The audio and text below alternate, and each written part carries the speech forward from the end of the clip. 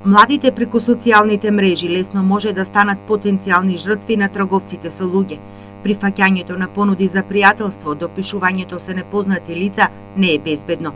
Во вакви случаи не е исклучена можноста во позадина да се крие лице кое тргува со луѓе, а младите на овој начин лесно да паднат во нивната мрежа. Невладиниот сектор предупредува дека новите познанства и средбите со новостекнатите пријатели не треба да се оставаат на случајност. Интернетот има многу своји позитивни страни, меѓутоа од друга страна пак тоа може да значи некогаш и опасност која ги демни младите. Тие во денешно време најчесто комуницираат преку тие социјални мрежи, се допишуваат со непознати лица за кои што не секогаш знаат кој е тој кој што се крие позади профилот. Исто така интернетот е една од методите кои што го користат трговците за да ги вовлечат во трговијата со луѓе. Средбите на слепо се ризик за кој младите пред да се сретнат со новостекнатите пријатели не знаат што може да се случи. Информирањето е првиот чекор да се заштитат.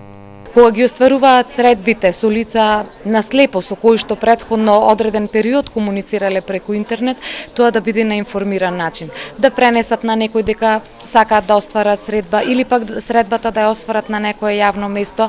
Не можеме да кажеме дека тоа не е реалноста, бидејќи де факто ни се случува, меѓутоа сепак кога одлучуваат да се запознаат со некој непозната претходно комуницирале преку интернет, тоа да го направат на најдобар информиран начин и за да се со цел да се заштитат. Според податоците на Сдруженијето против насилство и трговија со луѓе, Отворена порта, само лани се идентификувани 6 жртви на трговија со луѓе, од кои 3 малолетни.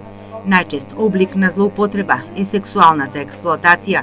Ризична група се младите од 13 до 18 години.